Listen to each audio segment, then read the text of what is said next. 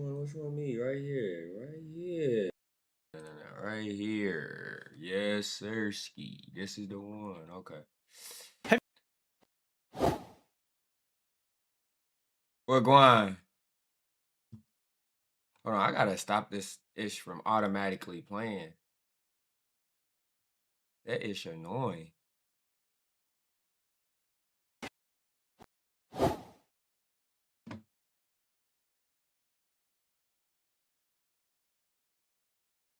How do I fix that?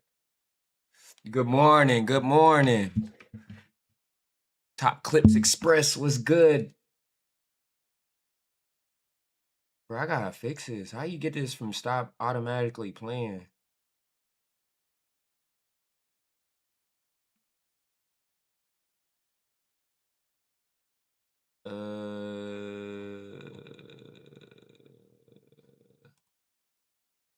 Hold on real quick. Let me fix this though.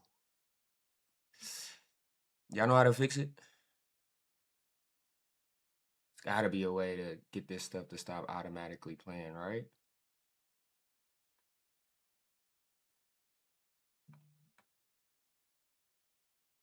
I designed this entire stream. The most dangerous. Bruh. Stop. I don't want it. I don't want it.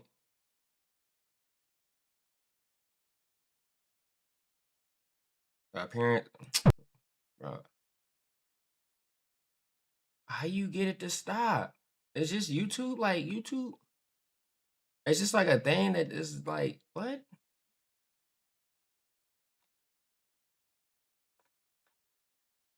There's gotta be a way to make it stop. Ain't no way YouTube just like, nah, we just gonna make it do that. Playback, playback, playback.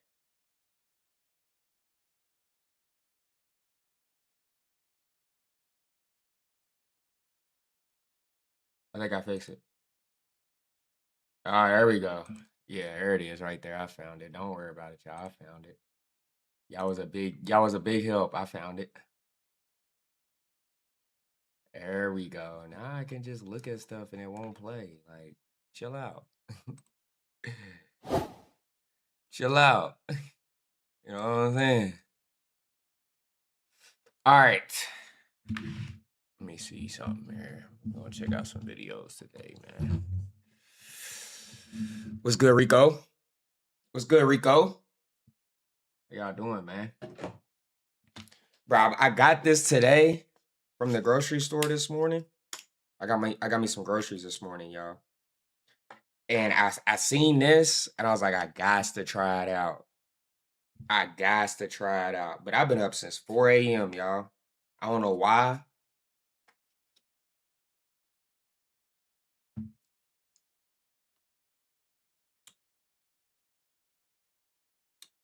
It's all right. I've been up. This is what I've been doing, y'all. I've been adding like certain little effects, you feel me, to my stream, you know what I'm saying, when we react to stuff like that, you feel me? Got the little more Mansa down there. If you can see it, I can't even point at it, but it's down there. You see it in the middle. You feel me? And then when I want to chat to y'all, I'm like this. You know what I'm saying? We looking good. We looking good. I'm excited, bro. This is what I've been doing. You know what I'm saying?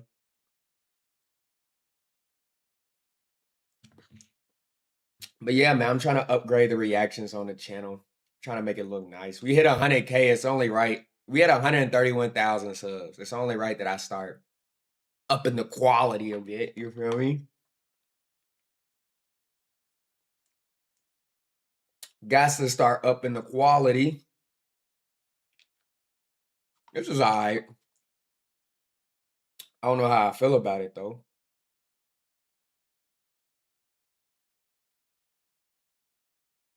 It's alright. Yeah, it's just alright.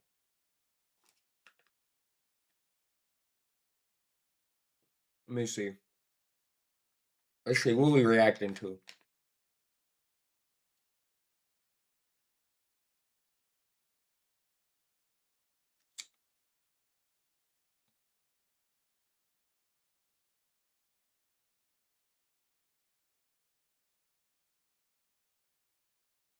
What we reacting to, man?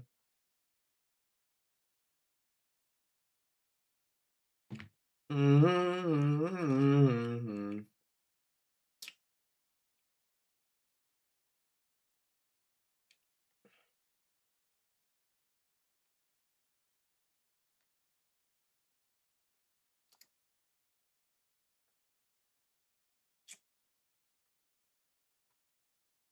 Oh, I know what I want to react to.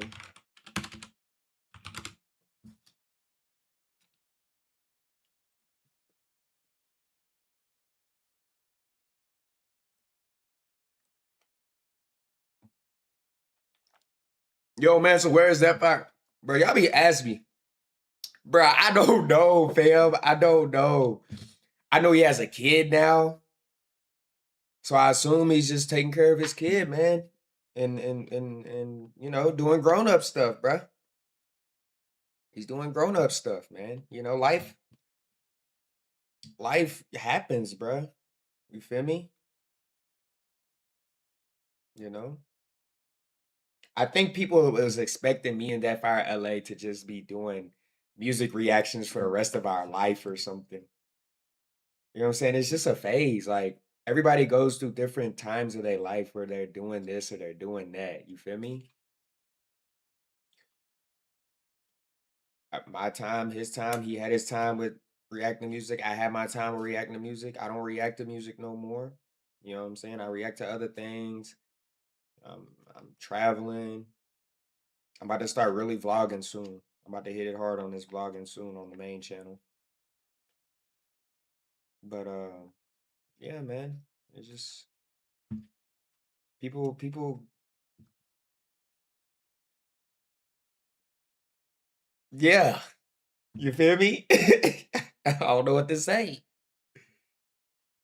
I imagine he's doing good, man. Other than that, I imagine he's doing good, bro. I imagine he's doing good. I'm sure he just has a lot more responsibilities now. Kids ain't cheap, y'all. Kids are not cheap. You feel me? All right, this is what we're gonna check out. I'm gonna check this out with you guys.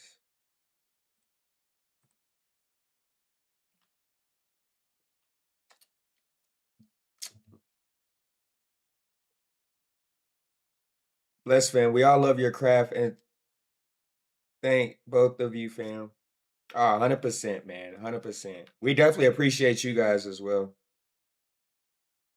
We definitely appreciate you guys as well, for sure. It was a nice run, man. It was a nice run. People grow up and have different responsibilities. Exactly, bro. Exactly. We're about to check out Black Black American celebs shifts to Africa. I know y'all been hearing about a lot of celebrities talking about Africa now. A lot of celebrities talking about Africa now. So let's check this video out, man. Golden, and it's the holy grail for your freedom. Like, if Americans, African Americans specifically, don't see that investing in Africa changes everything for you, I mean, all the way down to generational wealth. Like, Akon claims that every black American could be a millionaire. Hold on, whatever happened to Akon's city, bro? Whatever happened to Akon City? Like, that was something that we was like all looking forward to. Like, it was supposed to be Wakanda, like real life Wakanda, bro.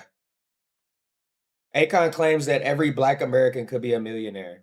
I agree with that statement, actually. If they started investing in Africa today, this may sound like hyperbole, but the reality is he might be right. More people than ever are making a fortune by investing in Africa, to the point every major African city seems to be littered with luxury cars, mansions, and yachts. Our program to build film studios. There's no lies in that, bro. Currently, we call it West African Studios, but that's because it's a working title. But we've been working at this for, 3 or 4 years. He moved from Columbus, Ohio 3 years ago and has set up this incredible medical facility here in Accra, Ghana.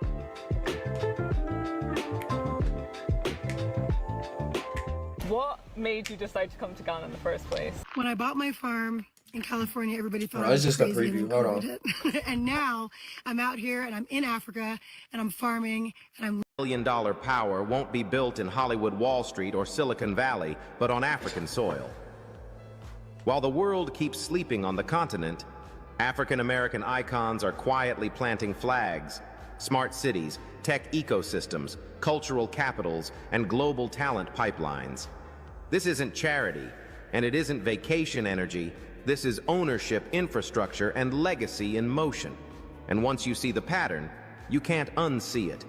So here's my ask: hit like, subscribe, and turn on. I know y'all seen all the celebrities that's been in Africa recently. All of them. Rick Ross has came, Ludacris, Diddy's sons have been talking about coming. Desi Banks is here now. Like, a lot of musicians are around, bro. A lot of musicians are around. Not just musicians, but just entertainers, actors, celebs in general.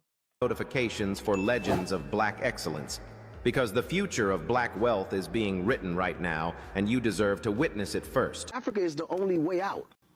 It's the golden, and it's the holy grail for your freedom. Like, Akon, where your city, bro? Americans, African Americans specifically, don't see that investing in Africa changes everything for you. I mean, all the way down to generational wealth. Like, Africa's in a position where if African Americans take position now, you guys, every single African American in America would be a millionaire without even thinking twice, because there's nothing that's not needed over there.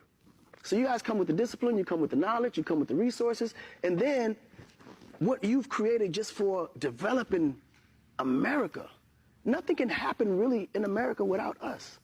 Just think about everything that creates so much revenue for America, from sports to entertainment to fashion to medicine.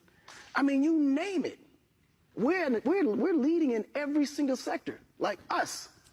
Just imagine if we all just decided to just take all our bags, withdrew all our money, and go to Africa.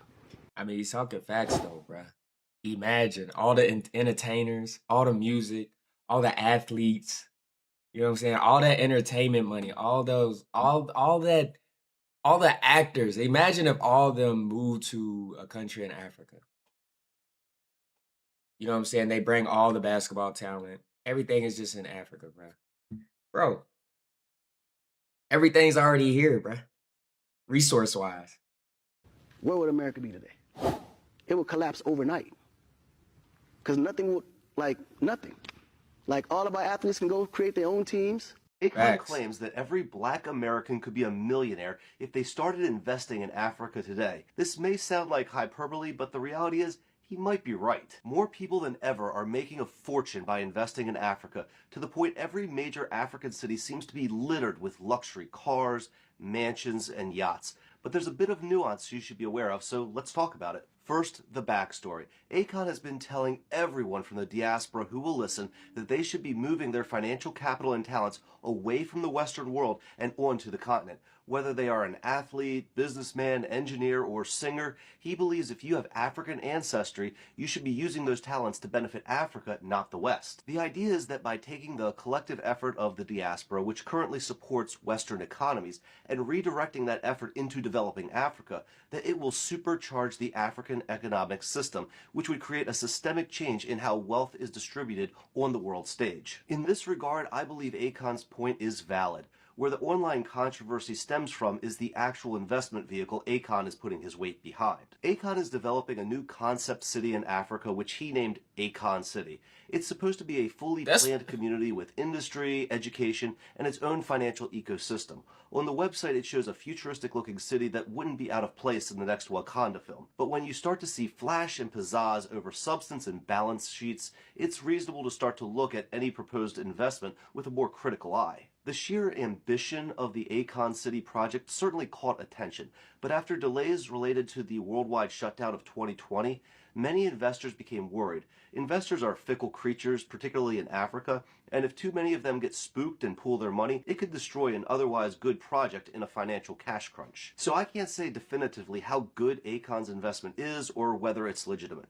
I would be happy to take the time to speak with their team and review their financials before saying anything conclusively. Because Akon City could be the next great development, or Akon City could also get in over its head very quickly and lose investors billions of dollars, but how would you tell the difference? In my opinion, the key to safely investing is to do your own due diligence. Forget about the beautiful computer renditions of a development and look at the raw data. If you can't get that data, then run. Also, get on the ground and see the investments for yourself before investing. And most importantly, network with others who have already done business and made investments in Africa. This is why we host African investment mixers here at our Washington, D.C. office. We learn from each other's experiences, we get recommendations for the best African businesses to partner with, and by having a regular event where current and prospective African investors can network, we are able to exchange ideas and create a community of like-minded business people. If you're interested in joining us, our next event will be on September 15th at 6:30 p.m.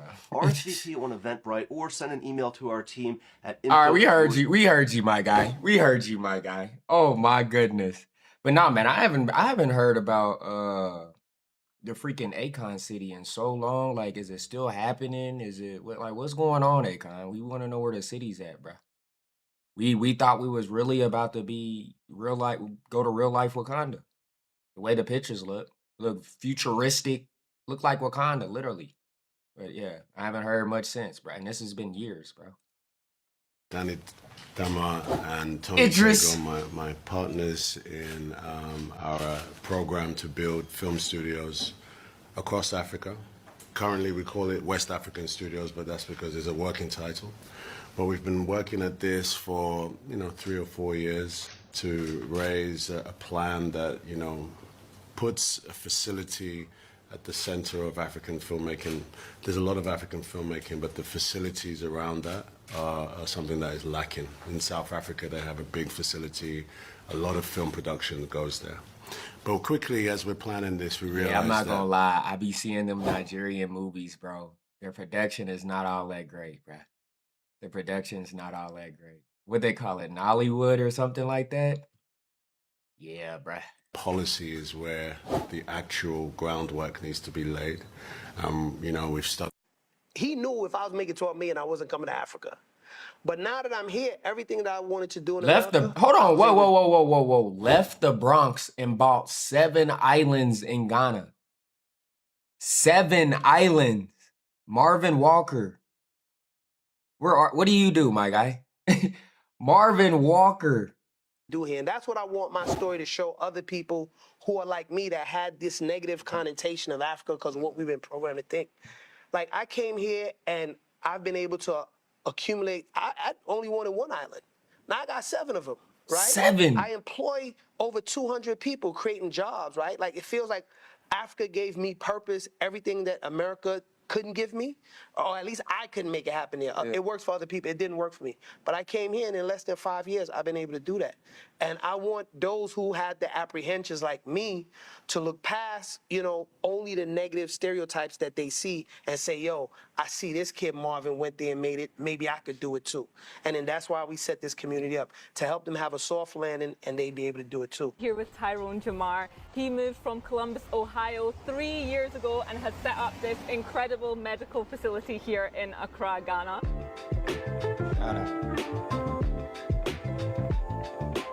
What made you decide to come to Ghana in the first place?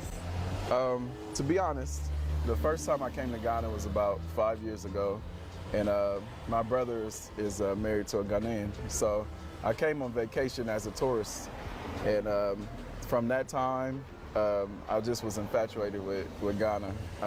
During the year of return, I also came back, and during that period, I knew that it was like meant for me to be here. I said I have to come and relocate here. And since I was already in the medical field of setting hospitals up in the States, I decided to come here and do the same. So what was your career? You said you were setting up hospitals in the States. Yes, well, I have a vast medical experience in the States. So I started off as a nurse, went into marketing, medical device sales, hospice, hospitality. So eventually I ended up working at a hormonal replacement therapy clinic in the States, which I eventually became the CEO there. Now, I have my own medical facility in Ghana. I plan to continue in the medical field here. It's what we like to see, y'all. A nice outside space. It's what we like to see. When you took on this property, was it like this, or did you have to redo it? No, it actually looked like a forest in here. Oh, right. So there was a lot of trees that had to go, a lot of, as you can see, we're still setting up. There's a fountain over there. There was a lot of construction and remodeling of this property, but we found it to be a perfect location. So it was. When I bought my farm in California, everybody thought I was crazy, and then COVID hit.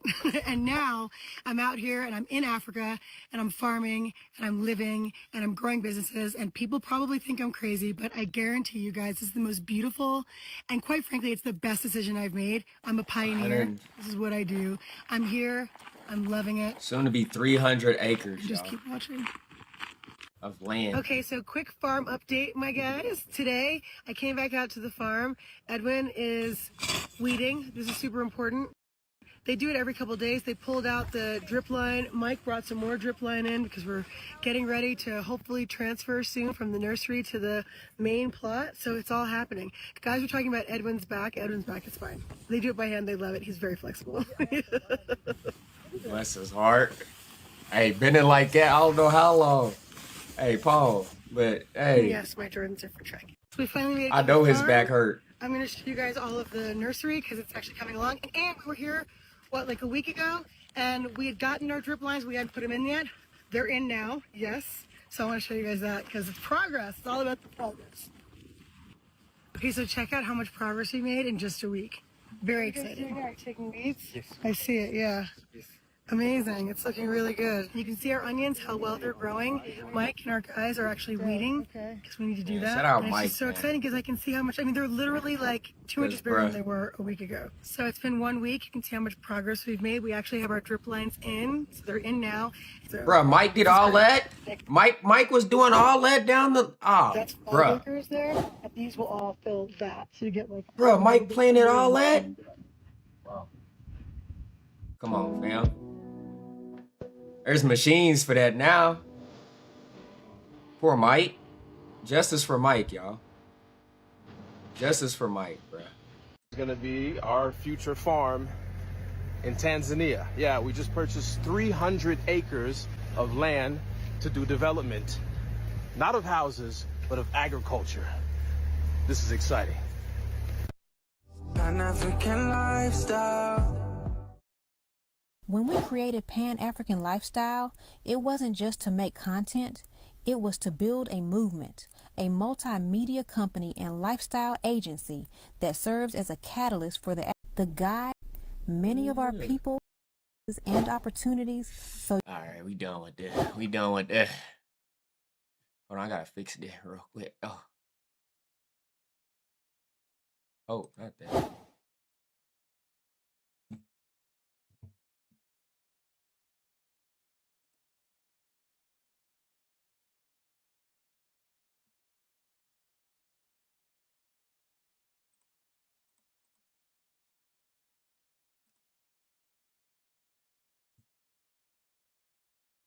Who's spamming 6767?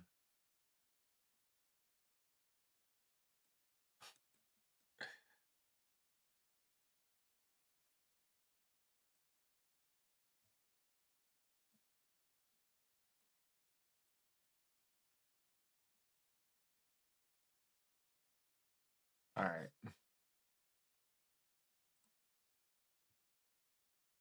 Let's see here. Baby, lock them doors and turn them lights down low. Play me something that is nice.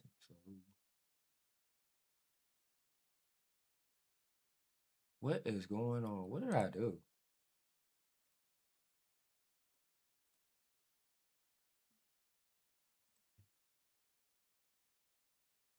What did I do, y'all?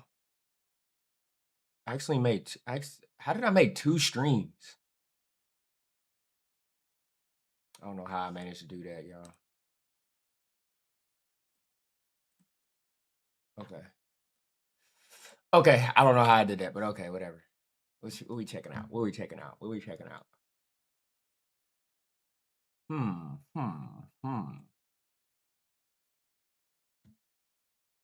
I've been learning how to IRL stream.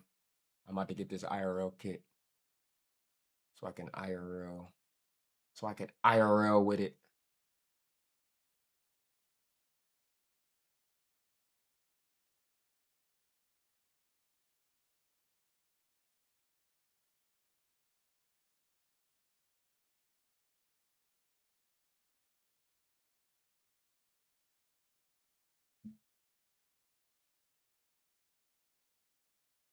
All right, let's see what One Africa's talking about.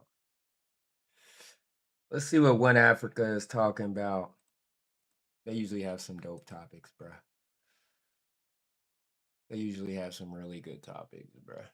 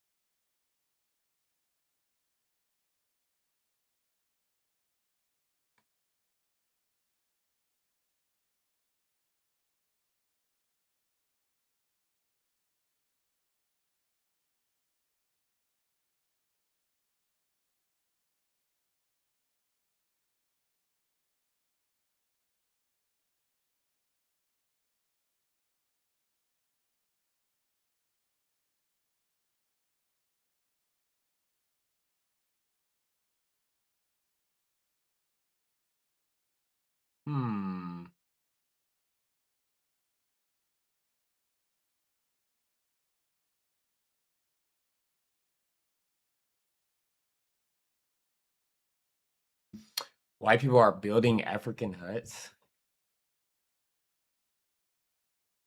That sounds interesting. That sounds very interesting. But this is what I want to hear. I want to hear this lady talk about this.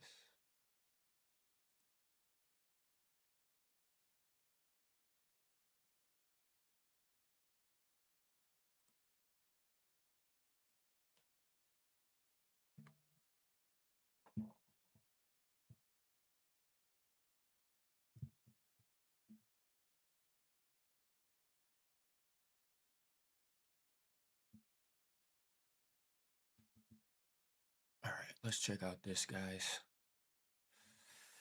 Let's check out this. Joy Reid. Joy Reid compares Donald Trump to vampires and sinners. I don't know if y'all seen the movie Sinners, bruh. I don't know if y'all seen the movie Sinners. But that movie is crazy, bruh. And it's a really, really, really good movie. Really good movie. You haven't checked it out yet, go check it out. But yeah, she compares Donald Trump to the vampires and sinners. I want to hear this, y'all. I want to hear this. They were trying to dog Obama. He would wipe the floor, everybody. All of a sudden, he gets fired. Yeah. Then he goes on BT, does his little thing in DC. I did that. Yep, I used to do that show. And right, and I would keep in touch with him all the time on live during COVID. I'd be on him. And so he was like, "I'm going independent. I've been telling these fools to go independent." So I want to give Roland Martin a shout out for what he's done, and just to see you all following along and kicking out. I just sent you a message. I said, "You watch, Joy. Yes, indeed. You about to kick some." I sent her a message. I just sent her, said, "You gonna kick some. You watch." I can't wait to, because I'm gonna get into that, because I had one more question, because I want to talk about the independent and kind of where media is going, and where people and how people can find you, and not only just find you, but how they can get the best and real stuff. But the U.S. dollar, there are about right now 20 to 24 countries that have already ditched the U.S. dollar. How much is America in trouble with the ditching of the U.S. dollars internationally? Huge trouble. And this is, again, problems with context with media. They don't tell you. So Venezuela, they have the largest proven crude reserves on earth, more than Iran. Iran is number 2, they're number 1. So Saudi Arabia, they think, is number 1. They're number 3, I think, or 4. Russia has some, we have some, but the big mother lode is in Venezuela. But it's heavy crude. It's very hard to refine and very hard to turn into gasoline. So Citgo is their big company. They do supply some gas, right? But they're not the biggest. But what they and Saudi and all the others, what they actually do that helps the U.S. economy, they all trade in petrodollars. So the petrodollar is an invention that the United States came up with, I want to say during the Nixon administration, where essentially they said, if you sell your oil in dollars, and only in dollars, never put it in yen, don't put it in rubles, just do it in dollars. You sell your oil in dollars, and then you take what's called that petrodollar, and you deposit that back into the U.S. by buying U.S. bonds. That transaction of selling oil in petrodollars and then taking the proceeds and buying U.S. bonds is literally what props up our economy. No one talks about it. It's just too weird in the weeds, and people in the news media don't think about it. But that petrodollar system is keeping our economy afloat. The reason BRICS is such a risk to the United States is that they're their own little coalition. Brazil, Russia, India, China, and Saudi Arabia. Okay. BRICS. Yep. If BRICS ever became BRICS, y'all family country, if Nigeria, which is really playing with entering it, which is a major oil producing country. Yeah, so now I think seventh in the world. Seventh in the world. So let's say Nigeria gets in it. What about Somalia? Why do we care so much about Somalis? Somalia has a lot of oil too. What if Somalia were to go in it and become another S in BRICS? If these countries and the global south, and they're tied to Russia, because the R in BRICS is Russia, and the C in BRICS is China. If that global south conglomerate, it can literally challenge American dominance on the earth. And if they ever said, now we're going to trade oil in rubles or in yuan, in Chinese yuan, we're cooked. Our economy is cooked. And the reason— So what would happen to all the people, like reserves, people's bank accounts, and the value of the dollar? And this— Down. And Trump is already pushing the value of the dollar down. The value of the dollar— How so? Trump wants a weak dollar because it makes it cheaper to buy U.S. goods. So Trump has been doing all of these things to try to get people focused on Bitcoin and all of these other things. And also his tariffs are making the dollar go down in value, which for Americans, if you sell stuff, it's good, because if the dollar is lower, it's cheaper to buy American stuff, right? If the dollar is worth less, you can actually buy more stuff. And so Trump thinks that's going to produce this big industrial trade. It's not doing that. All that's happening is the tariffs are pissing people off, causing people to say, fuck you, we're out of here, we don't want to deal with you at all. We may actually want to just start selling stuff in Chinese yuan. And that's the big risk. China is playing a long game. They've been around for thousands of years, honey. We've been around for 250. They're like, go ahead, little baby, go ahead and keep playing with us, toddler. We're going to sit back in our Chinese Confucius way and wait for y'all empire to fall. That's crazy. It's true though. China has been here for the longest, bro. China has seen the most, bro. China has been here for the longest. Victor Gao? Yes. Victor Gao said that to J.D. Vance's when J.D. Vance goes, these peasants, he says, he called them peasants. Mr. J.D. Vance. Oh, yeah, sorry. You called us peasants, but I'm proud to be from peasants. Wouldn't a cheap dollar make it harder to buy That's what I don't understand. I've been hearing this. I've been hearing this from even Trump. Trump said he literally did say that he wants he wants the value of the dollar to go down.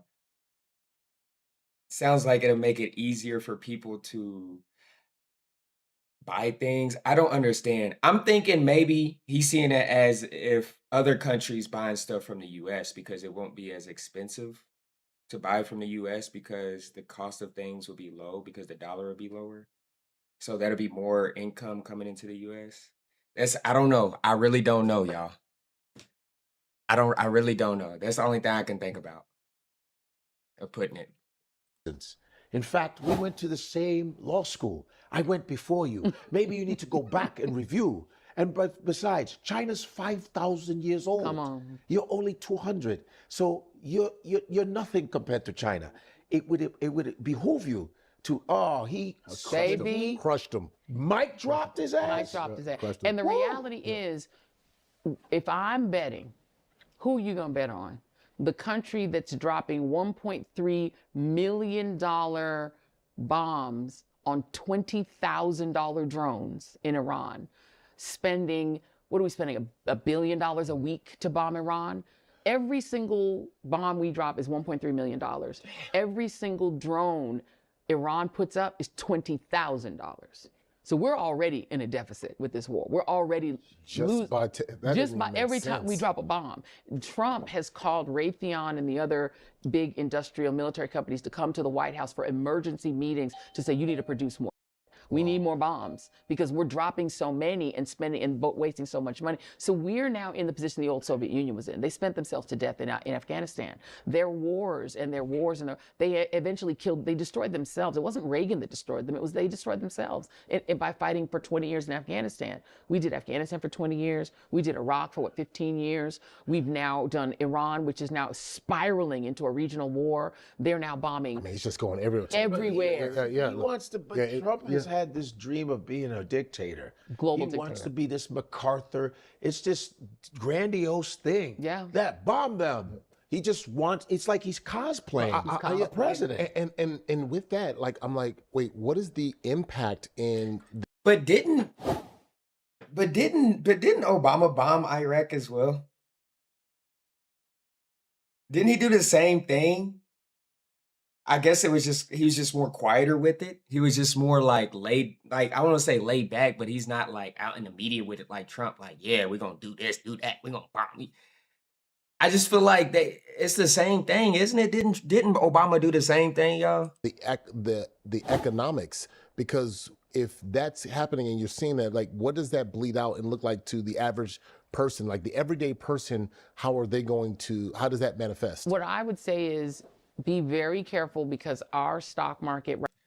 Obama gets a pass because he a good guy supposedly, but I heard he been to that island, bruh. Hey, I've been seeing a lot of stuff about this island. Hey, crazy stuff was happening on that island. I've seen a clip where they talking about some old lady was talking about a pizza spot and she was talking to some kids and they was like, yeah, you should be scared if you was at that pizza spot. Talk about the place. I guess it was on Epstein Island, the spot. And she was like, yeah, you should be scared. Bro, I got to find the clip, y'all. I got to find the clip. Y'all be like, what? Like, it's real life, bro. What was happening on that island is real life. Like, they was really doing some crazy. You saw that video? Bruh. Hey.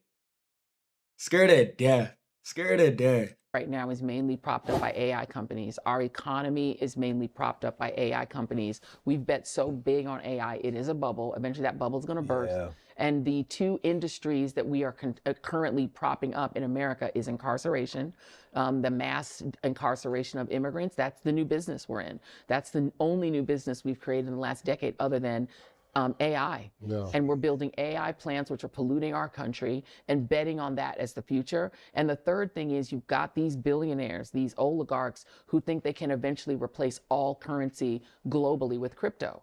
And so they think they can just create this crypto economy where you trade everything in blockchain and all this other bullshit and replace. You know what's crazy? You know what's crazy?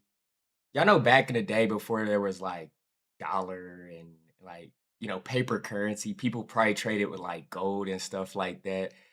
I guarantee there was probably people like her that was talking like, oh, these people think that trading with something, you know what I'm saying? And now that the world is getting into Bitcoin, there's people like this. Not to saying that like I'm a big Bitcoin person, but I'm just thinking about like the evolution of us, of people.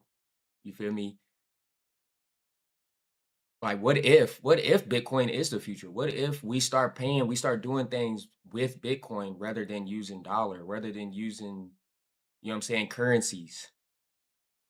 There was a time where we weren't even using currencies. They were trading stuff like gold and I don't know, uh salt, sugar. I don't know, bro. You know what I'm saying? Like they were just trading physical things to get things until they went to currency. So what if Bitcoin is the next step up? All currency with that.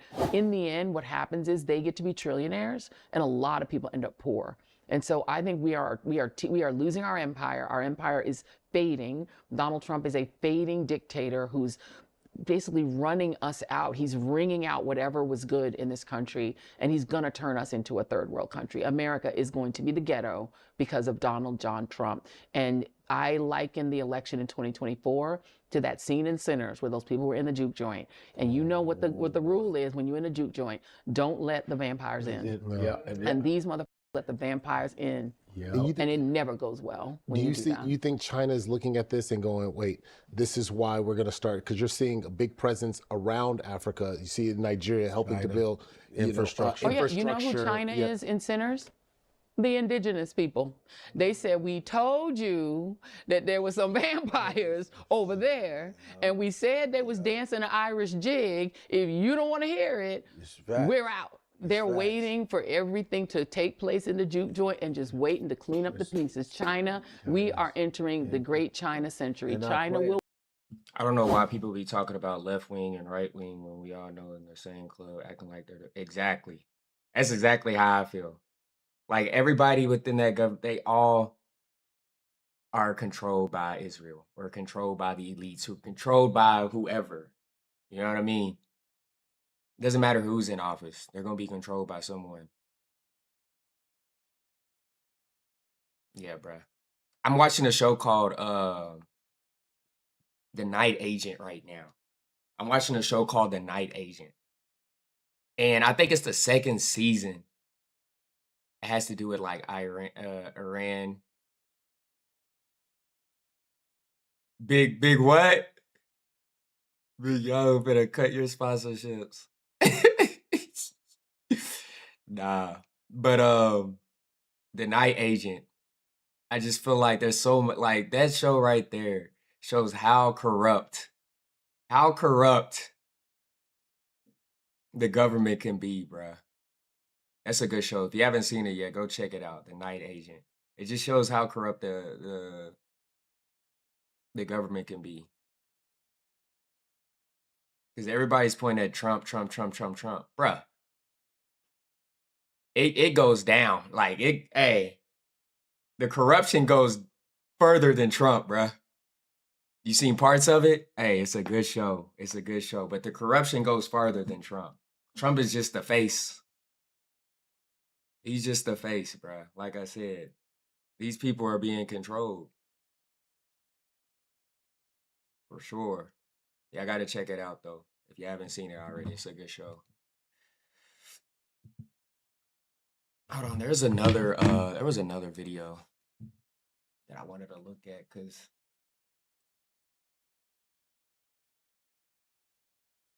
what was that video called, man? Hold on, this guy reacted to it, I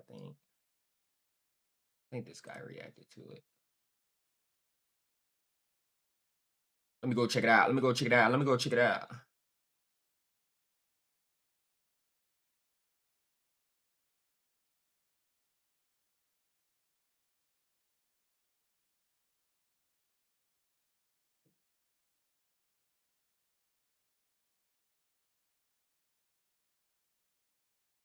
Where is this at?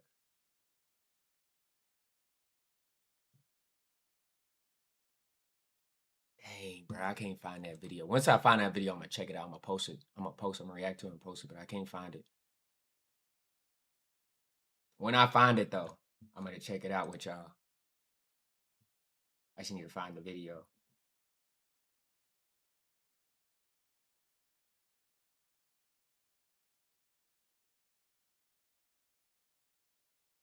Where's it at, man?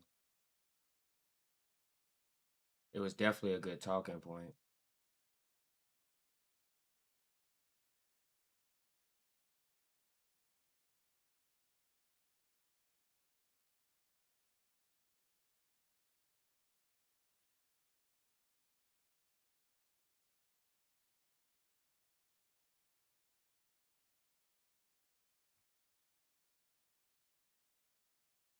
You believe in God, bro? Of course.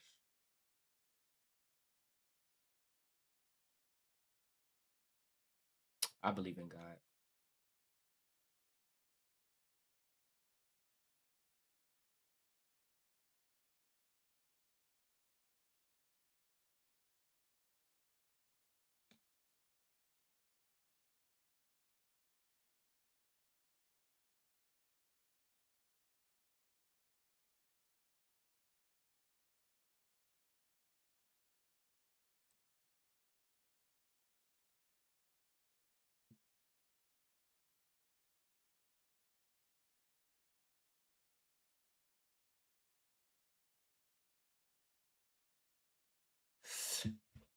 Yeah, I believe it. Let me get my vitamins. Hold on real quick. I gotta take my vitamins, y'all.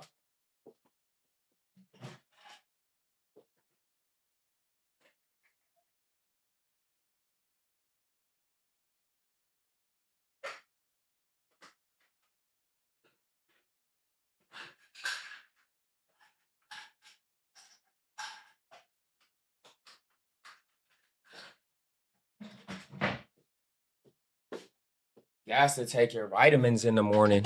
Guys to take them. You heard?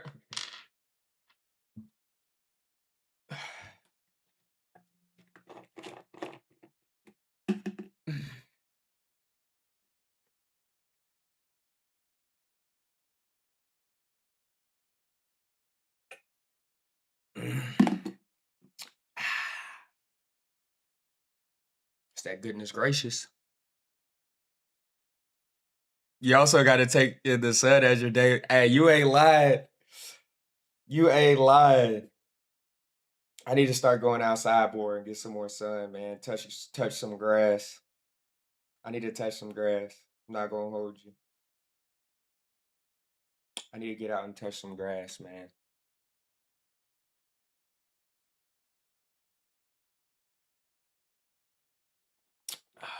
But I drink my omega 3s, my vitamins in the morning. Then I head to the gym. Give me a nice workout in. What we watching next, Unc, is crazy.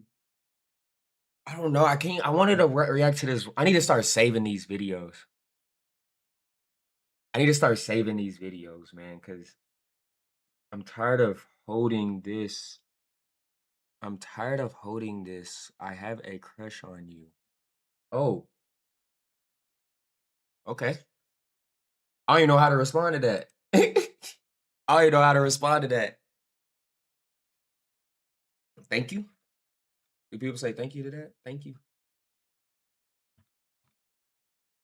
I appreciate it.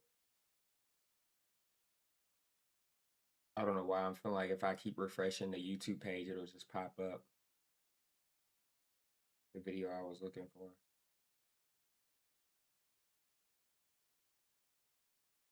The Pizzagate by Chase and Mr.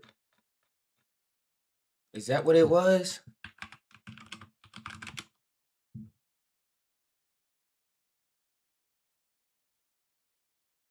What is this?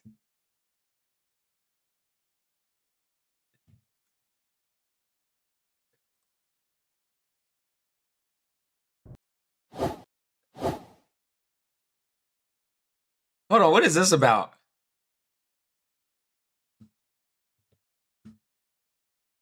What is this again? What is this about? The video is actually crazy, bro. They for real guilty. What did they do? Hold on. This is Pizzagate, the internet's darkest rabbit hole. Chase and Mr. Peeled. I've never even heard. What's going on here, bro?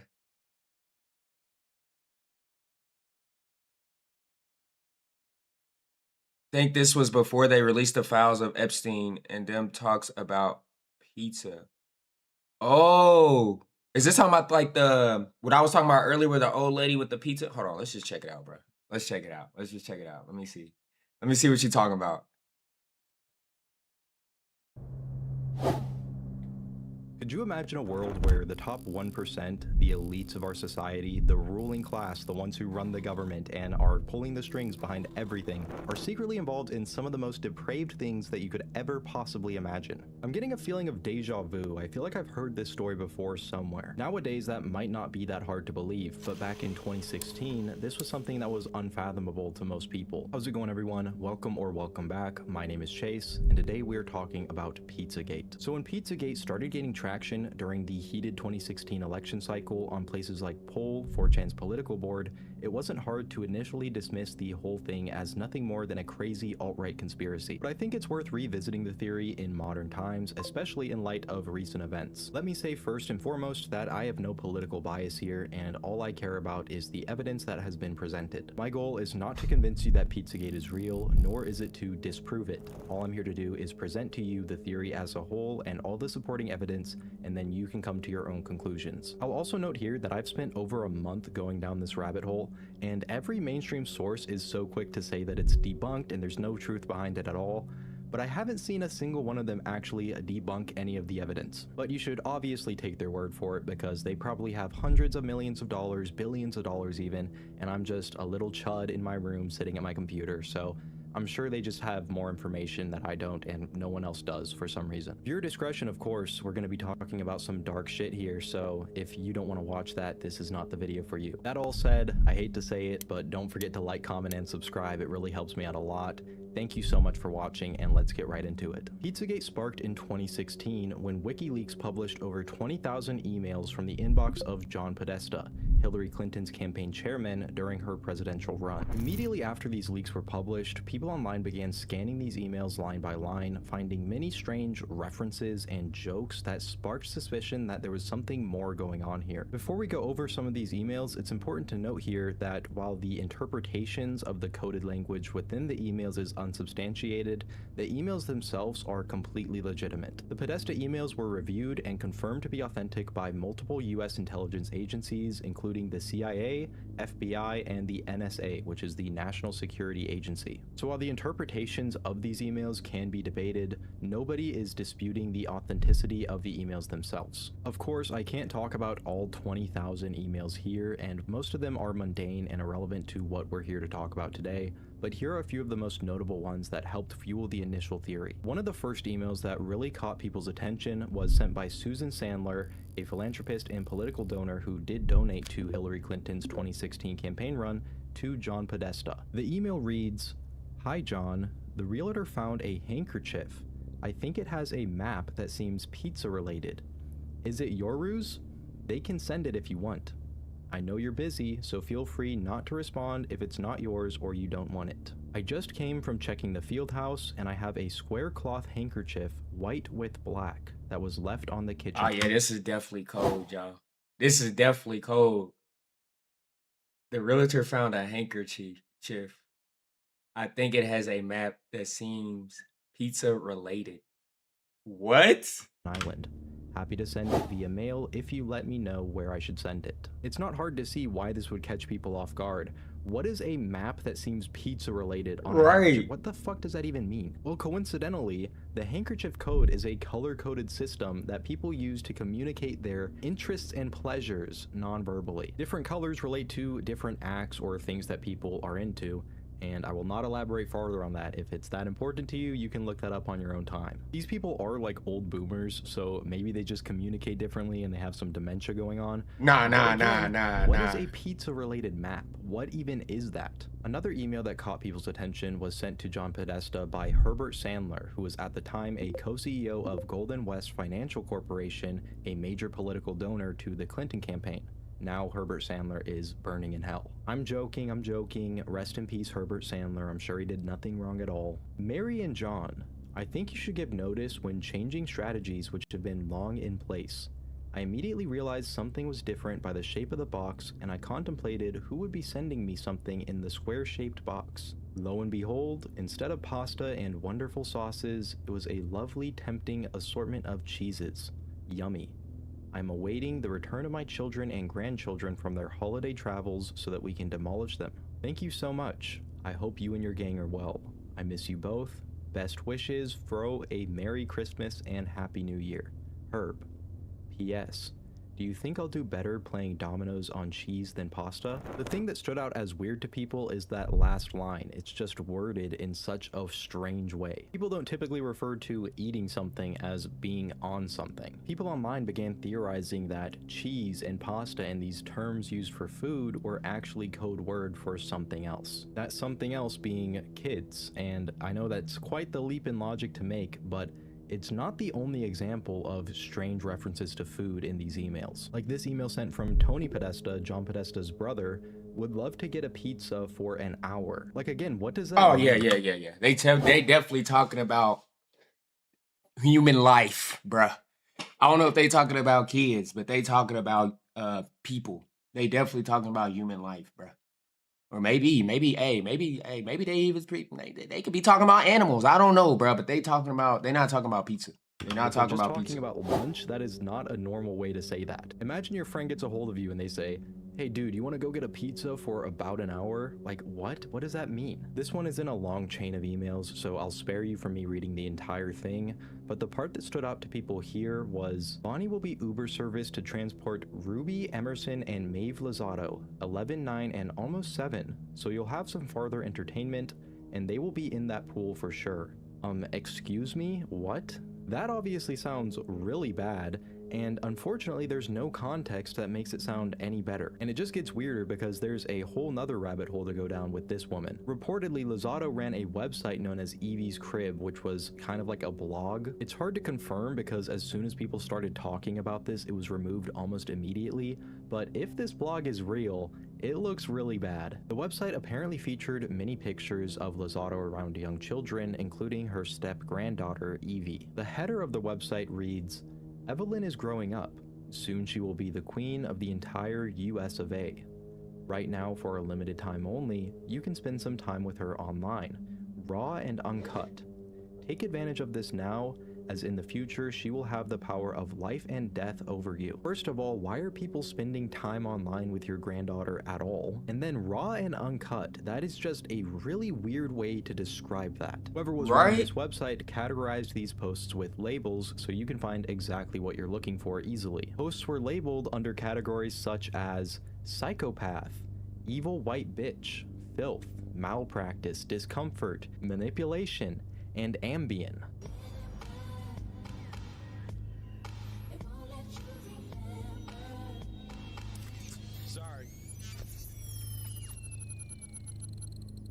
Ambien, for those who don't know, is a prescription drug that is classified as a hypnotic and is used to treat insomnia short term. One of the side effects of Ambien is that it wipes... Bro, why you request this video, Darian? Why you request this? Now I gotta watch the whole thing. Now I'm about to be locked in, bro. Cause what? This stuff is crazy, dog. This is crazy. Memory. Many people have no recollection of anything else that occurred or what they did after dosing. Why would that be a category on this blog that she apparently uses to post pictures of her children and grandchildren? That's really anyone's best guess. Another picture on this blog shows a baby after bath time, and while not inherently sinister, it's definitely a little bit weird even though you can't see anything. But the caption here is what really stands out. It ends with, unrated version of this photo available only to premium subscribers. At the absolute best, if this website is real, which again I can't confirm, This is an incredibly weird and tasteless joke to make. This is something that I feel uncomfortable. This is just even the saying right surface? now. The last email we'll cover for right now is sent by Maria Abramovich to Tony Podesta and later forwarded to his brother John Podesta. Google describes Abramovich as a conceptual performance artist who has pushed the boundaries of performance art as a visual art form since the 1970s. Personally, I would just say that she's a freak, but anything is art, right? Dear Tony, I am so looking forward to the spirit cooking dinner at my place. Do you think you will be able to let me know if your brother is joining? All my love, Marina. Marina Abramovich. I think I called her Maria a second ago, but anyways, it seems innocent enough at first glance. But what is spirit cooking? I mean, probably just some unconventional or traditional way of cooking if I had to guess, but it actually turns out that's not what it is at all. You see, spirit cooking is an art form or occult ritual invented by Abramovich, inspired by the idea that ghosts feed off of intangible things like light, sound, and emotion. For this reason, her recipes involve things like evocative instructions for actions and thoughts and bodily fluids. Hold on, what did I say? Excerpts like light, sound, and emotion. For this reason, her recipes involve things like evocative instructions. With a sharp knife, cut deeply into the middle finger of your left. Eat the For actions and thoughts and Oh, bodily no. fluids. A few excerpts from her cookbook are as follows. With a sharp knife, cut deeply into your middle finger of your left hand. Eat the pain. Look in the mirror for as long as it is necessary for your face to disappear. Don't eat the light. A moment ago, I referred to spirit cooking as an art project or an occult ritual, and I wasn't being facetious. This is how Abramovich herself views her work. In an AMA on Reddit, Marina says herself that the context is what makes something art or not. Quote, everything depends on which context you are doing what you are doing. If you are doing the occult magic in the context of art or in a gallery, then it is art. If you are doing it in a different context, in spiritual circles or private house or on TV shows, it is not art. The intention, the context for what it is made, and where it is made defines what art is or not. So in her own words, they are doing an occult ritual. If you're curious to see this spirit cooking, you can find a video online of Abramovich giving one of these artistic performances herself as demonstration. The video shows Abramovich writing phrases from a cookbook on a wall in pig's blood and then dousing the statue of a small child in it. Now, of course, there's no way to say for sure if John Podesta attended this spirit cooking event or not, but coincidentally, in photographs from around that time, John Podesta can be seen with a band-aid on his left hand's middle finger. And people online have also mentioned that his hands, and particularly his fingers, are awfully scarred, as if they've been deeply wounded repeatedly. But I'm sure that's unrelated. Clearly, these are really bad optics, and we've already reached a point where the absolute best case scenario is that these people are involved in the occult and are doing blood rituals in private. People who are powerful, ruling class members of society are being invited to, in private, perform ceremonies and worship old world gods like Moloch and Baal, but more on that in a second. This is where James Alefantis and his world famous pizza come in, and it only gets weirder. So who is James Alefantis? Well, he's an entrepreneur who owns Comet Ping Pong, a pizza restaurant located in Washington, D.C., and also a location that was frequently mentioned in the Podesta emails. He's also one of the most powerful and influential people in the nation that you've never heard of. Despite being nothing more than a restaurant owner, GQ listed him as one of the 50 most powerful people in Washington in an article published in 2012. GQ writes, liberal 20-somethings in khakis drink beer and eat pizza at Alefantis-owned Comet Ping Pong. More established progressives wine and dine next door at Alefantis-owned Buck's Fishing Camping. Alefantis is also the board president of Transformer, the contemporary art gallery that shamed the Smithsonian for removing an installation offensive to right-wingers. When it comes to DC radical chic, Alefantis is unsurpassed. If you don't know him, you aren't wearing your scarf right. So basically, this restaurant owner is the pretentious king of the woke, and if you're left-wing and you don't know who James Alefantis is, you must not be wearing your scarf right. Get out of my pizza shop, you peasant. When it comes to radical chic in DC, I am undefeated. Anyways, if this guy is one of the 50 most powerful people in our nation's capital, he must make some pretty good pizza, or have connections somewhere else, right? Well, James Alefantis is a gay man. In the files, it talks about Bill Clinton eating. Oh, wow. Who was involved in a relationship with David In this video Brock, here. who was chief of Media Matters, a major media organization tied to the Democratic Party, until he left in 2022. David Brock also founded Correct the Record, a super PAC created in 2016 to support the Clinton campaign. At a surface level, this doesn't seem that weird, and it does help explain some of the political power and influence that James Alefantis has. But then people found his Instagram account, @JimmyComet, and as you can probably guess, it only gets weirder. We'll start with this picture that he had up on his Instagram showing a young child being held in a man's arms. Nothing wrong with that, but the caption of this picture is #ChickenLovers. Chicken lover is well-known coded language that was used in the 1994 documentary film Chicken Hawk that focuses on homosexual relationships with a large age gap. An age gap so large that it makes the relationship itself criminal. There's also this image that appears to be of a walk-in cooler being referred to as the kill room in the comments. Alefantis captioned this picture,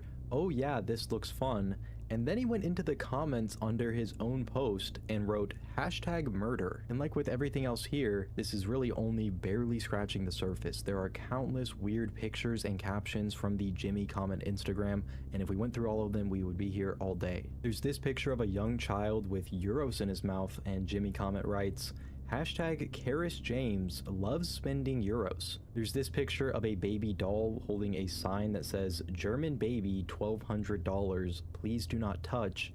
Jimmy Comment writes, way overpriced. There's this picture of a young child with their hands taped to a ping pong table. And in the comments again, someone else writes, #Karis James. Karis James seems to be a recurring thing referenced in Jimmy Comment's captions and comments, and it's really anyone's best guess what that could be. But coincidentally, there is a small Caribbean island, or island, named Little St. James. That Caribbean island, Imagine. Little St. James, happened to be owned by a Epstein. now very famous Bro, financier what who was from the- New York. I'm sure you've seen that guy's name in the news recently. And of course, this was years before anyone knew what was happening at that island. That wouldn't come until 2019. Then people realized that Jimmy Comment's profile picture on Instagram wasn't a picture of him, it was actually a picture of a statue. Nothing weird about that, except that this specific statue was the statue of Antinous. Antinous was a Greek pubescent who got involved in a relationship with Roman Emperor Hadrian,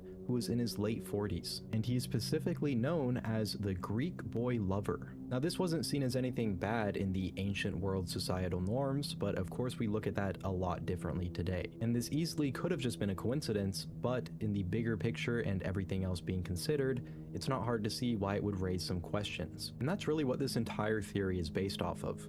How many coincidences are you willing to overlook in order to believe the official narrative that there's nothing else going on here? Even if you think this is just a bunch of conspiracy nonsense, it's not hard to see why so many people buy into it, because in order to believe there's nothing else going on, you have to chalk so many things up to coincidence and just overlook them. The cryptic emails, the occult rituals being mentioned in the emails, the profile picture, the pictures posted on the Instagram. And there's also the elephant in the room of why is this man, who is attracted to other men so he has no kids of his own, spending so much time around so many different young children? Putting aside the weird contexts and captions of these pictures, who even are these children? And clearly I'm not the only one wondering that, because even Snopes notes how strange his Instagram was and how James Alefantis does not have any children, and neither do his closest associates. And they also note how it was privated only 2 days after it was found, so clearly he knew how bad this all looked. And they even say in this same article that Pizzagate is false and it's all nonsense and not real at all. So even they can't just overlook this, they have to address the elephant in the room and be like, yeah, this guy's Instagram page is really fucking weird, and we actually have no clue who these kids are. And again, that's overlooking all the other stuff. Even if we knew how these kids were connected to James Alefantis, the pictures would still be really weird. The context of them, the captions. But on top of all of that, this is a guy with a boyfriend, so the kids clearly aren't his, and his closest associates and his friends don't have any children. While none of this is hard evidence of anything criminal happening, it really does make you wonder what's really going on here. And Where that's a these kids genuine coming from, man? I would love for somebody to explain to me how this is all very innocent in nature and there's nothing weird going on, and I'm open to that explanation, I just haven't heard it. All of this just looks very weird, and it seems like the farther down this rabbit hole you go, you're left with more questions than answers. All I'm saying is that when you connect all the dots together, it really doesn't look good, and it does make you wonder if there's more going on here than That's what crazy. we know. Speaking of connecting the dots, James Alefantis has this picture of Marina Abramovich posted to his Instagram. So at the very least, he's a fan of her work, which I would say isn't exactly normal. I don't think. But that's how they control the people, though. That's why. It's not just the politicians. This is also the music and movie industry. But that's how they get into the public's face. You know what I'm saying? I've ever personally met a Marina Abramovich fan, and I think most people don't even know who the hell that is. James Alefantis also has connections to Tony Podesta, John Podesta's brother. Here they are pictured together in what seems to be some sort of campaign or fundraiser taking place at Comet.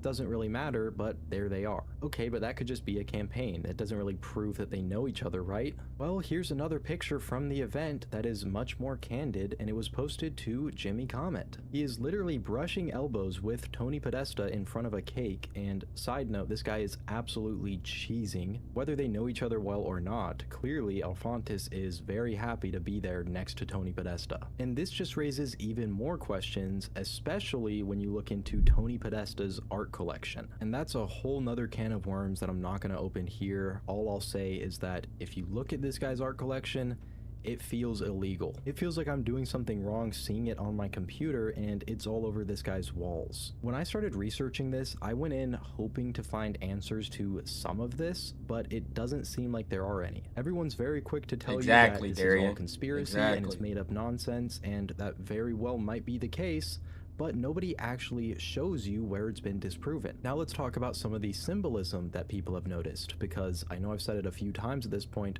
but it really does just get weirder and weirder. In 2007, an FBI document leaked showing specific symbols that predators use to identify each other. While looking at this document, people noticed that these symbols appear quite frequently in businesses, logos, and imagery of not only Comet Pizza, but surrounding businesses as well. For starters, Comet Pizza had this Play, Eat, and Drink, or PED logo on their website, which many people believe resembles one of these symbols. On the subject of Comet Pizza's website, the website was hacked in 2016, and the hacker shared an apparent members-only section. This members-only area was password protected, but when Hold on, bro. Hold on, y'all. This is on the pizza's website. This is on the Comet Pizza website? Why does the pizza website got a members-only section? Is that normal for a restaurant to have a members only?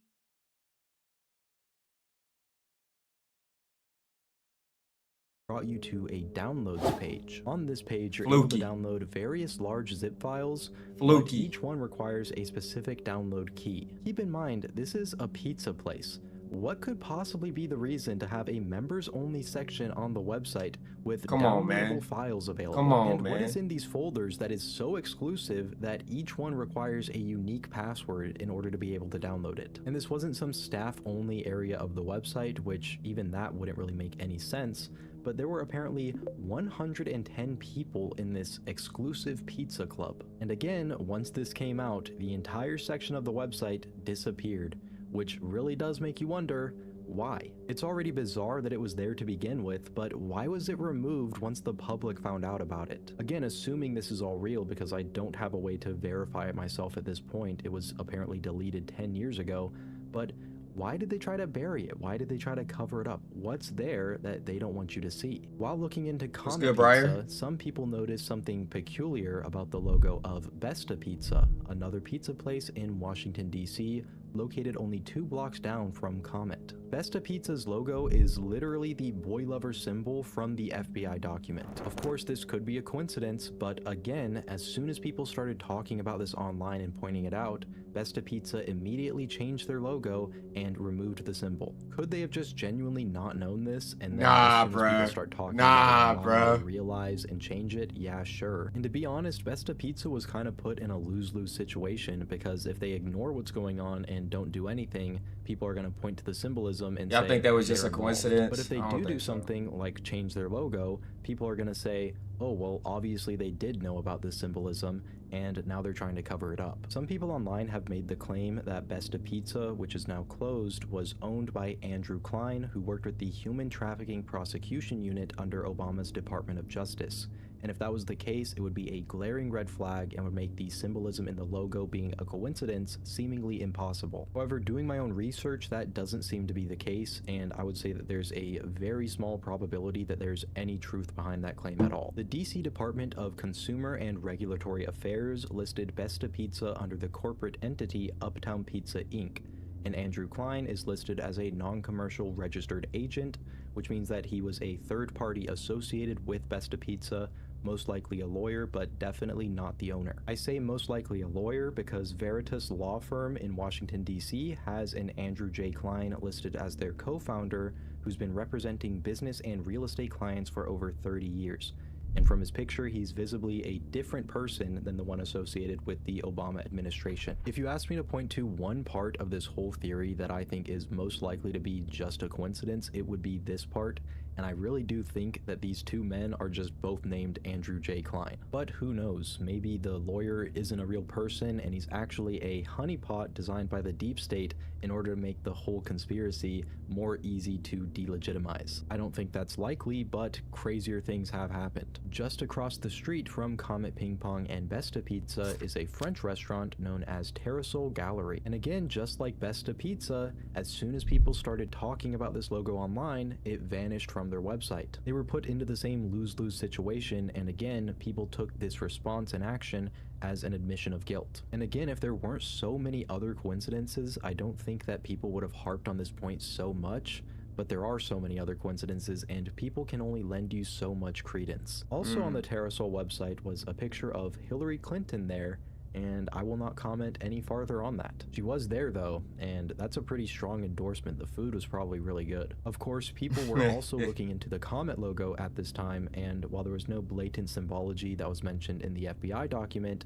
people did find something strange. Now stay with me because this is gonna sound like a reach, and it did to me at first too, but people pointed out that the Comet logo features crescent moons similar to some depictions of Moloch. For those of you who don't know, Moloch is a deity from the Hebrew Bible strongly associated with child sacrifice. Some depictions of Moloch, especially later depictions, show him with a star on his forehead and 2 crescent moons around either one of his hands. I know this seems like a massive reach, but guess what old world god's name appears in an Instagram post by Jimmy Comet? That's right, in this post on Jimmy Comet's Instagram showing off some Christmas presents he received, if you zoom in on the bottom left, you can see the word Moloch. That is so strange. And it's not like it's in a book or anything either. Nah, bruh. Nah, fam. This gets deeper and deeper and deeper, bruh.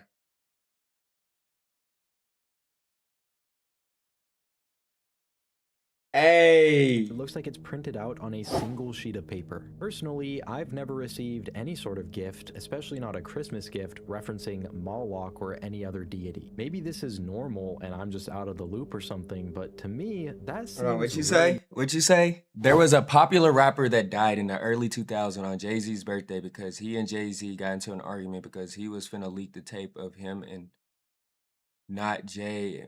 Oh, whoa. Crazy business, Drip. Crazy business, bruh. I ain't, bruh. Darian recommended I check this out, bruh. Darian recommended I check this out. This is, bruh. It goes deeper than just Epstein, y'all. Like, weird, especially when you keep in mind all the ties to the occult and Marina Abramovich.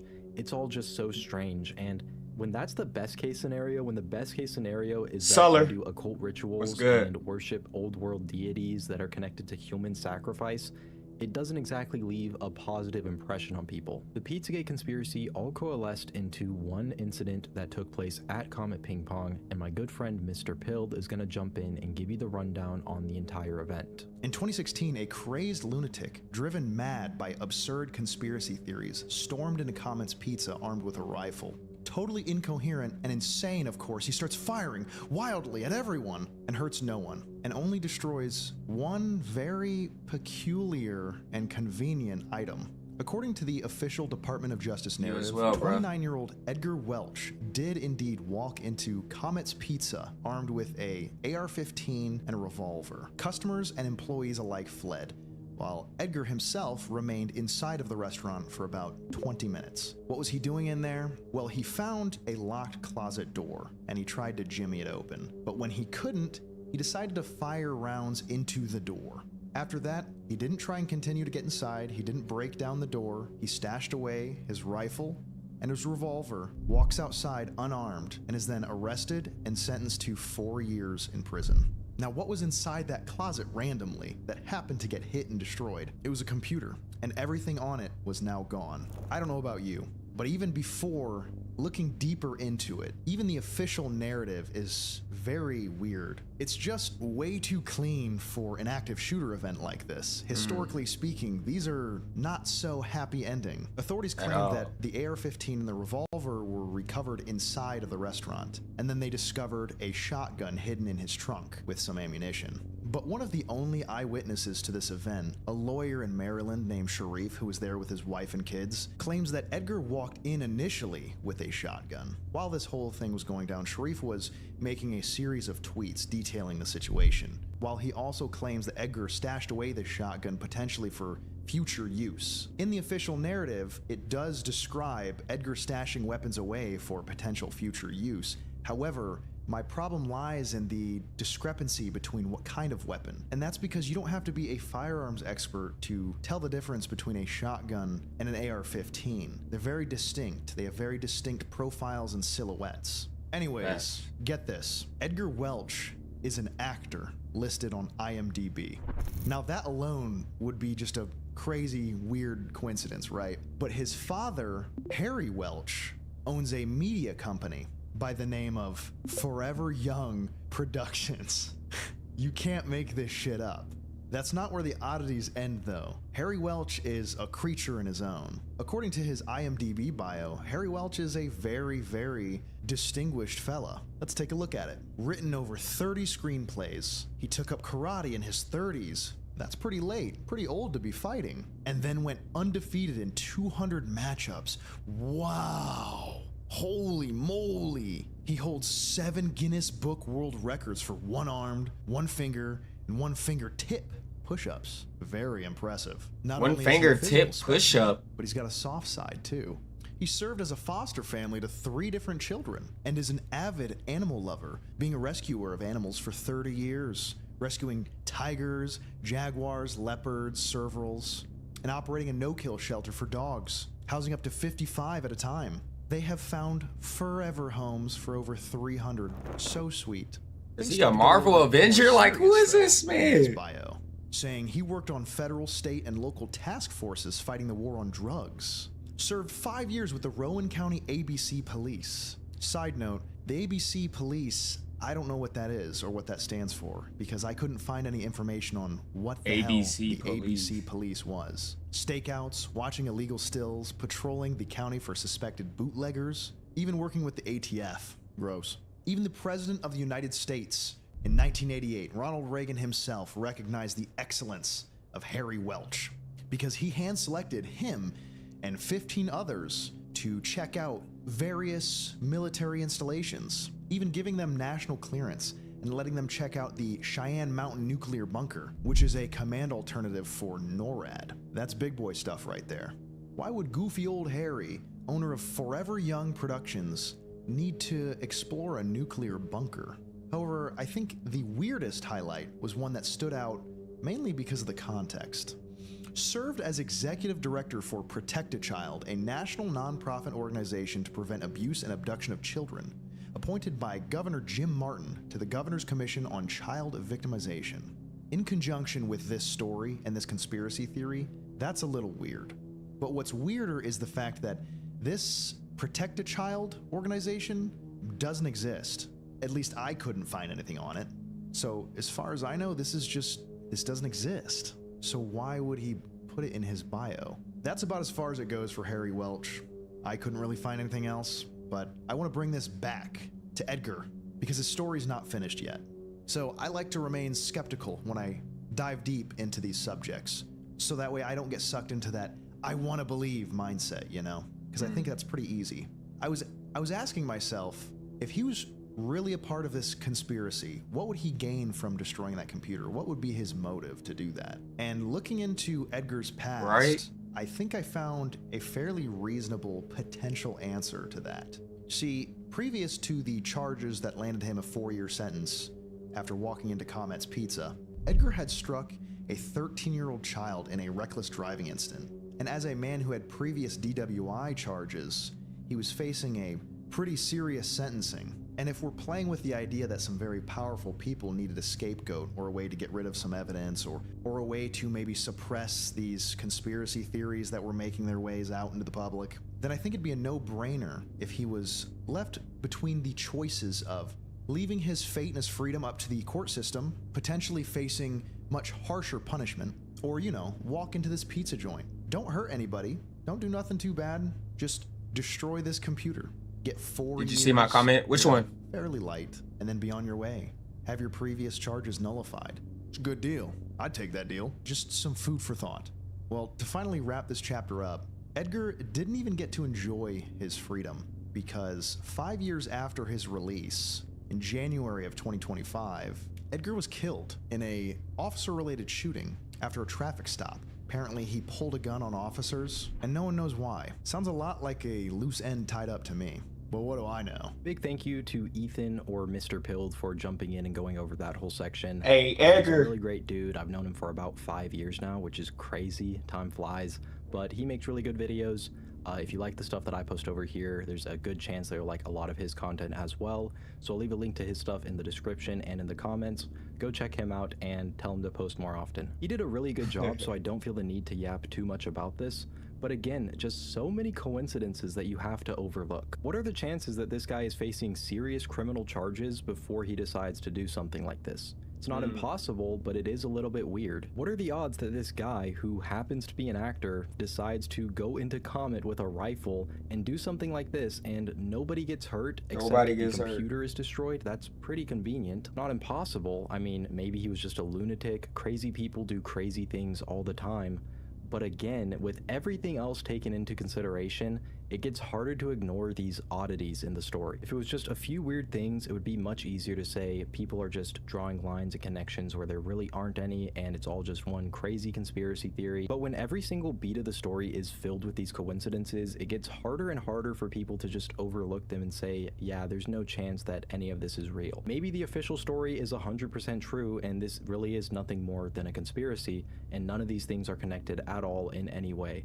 But in the court of public opinion, you're going to have a really hard time convincing people of that. The human brain is designed to recognize patterns, so when seemingly all of this stuff is connected, you're going to have a really hard time convincing people that that's not the case. That pretty much summarizes the entire theory, or at least everything that I can cover here in a reasonable amount of time. The whole thing goes so incredibly deep that I would never be able to cover absolutely everything. If this does interest you, I highly recommend going down the rabbit hole yourself because there's just an endless amount.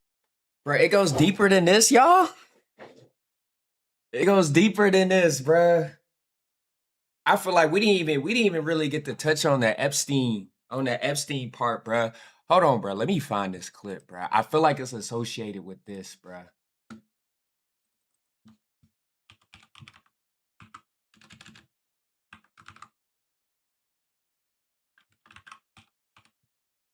Hold on. Let me find this clip, bruh. I feel like it goes with this. I seen this clip right here, y'all. Here it is right here. Here it is right here, bruh. Check this out, bro.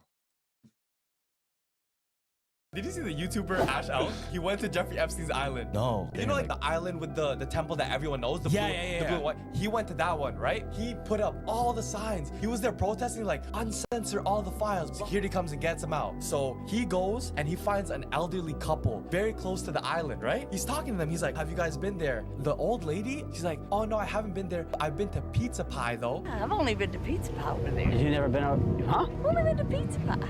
Pizza pie? What is that? At Little St. James, there's Pizza Pie. Oh my. And the guy's like, what does that mean? And then you see all of her friends come and say, why are you recording us? Fuck you, like, get this camera out my face. Yeah. Fam, I go look at Pizza Pie. Yeah. Guess what the only restaurant at Jeffrey Epstein's island is called? It's called Pizza Pie. Pizza Pie V. I hope you found something good. I don't know. She's scaring me. You should be scared if you were there. You should be scared if you were there. Scared to death, bruh. Scared to death, you hear me? Hey. Hey, y'all. Nah. And these people are brave to go to this island. I'm not going. I'm not stepping no foot on this island, bruh. Not for no video, not for no Nathan. Scared to death.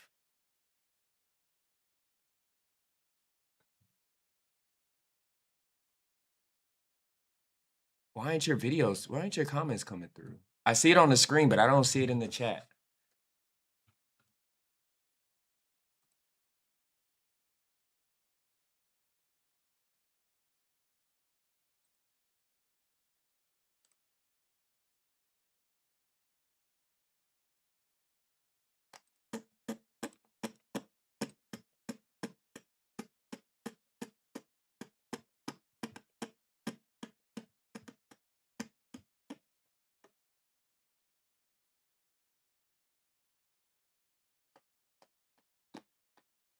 Nah, I see. They trying their hardest. All right, y'all. Let me end it here, man. We went over 30 minutes. It's supposed to be only an hour stream every morning, every other day, actually. It's supposed to be only an hour stream every other day. Join on, what's today? Friday, Saturday. I'll be live again Sunday morning, I think it is, right? Sunday morning? How long is the video? I'll check it out. I'll check it out next stream. 'Cause I got things I gotta do. I gotta go to the gym still. I gotta do a lot of things today. Yeah, 30 minutes. Nah, I gotta go. I'll definitely check it out next stream though. I'll check it out next stream for sure. But all right, y'all. It's been real. It's been real. It's been real. Y'all have a good weekend. Don't have too much fun. Love y'all, man.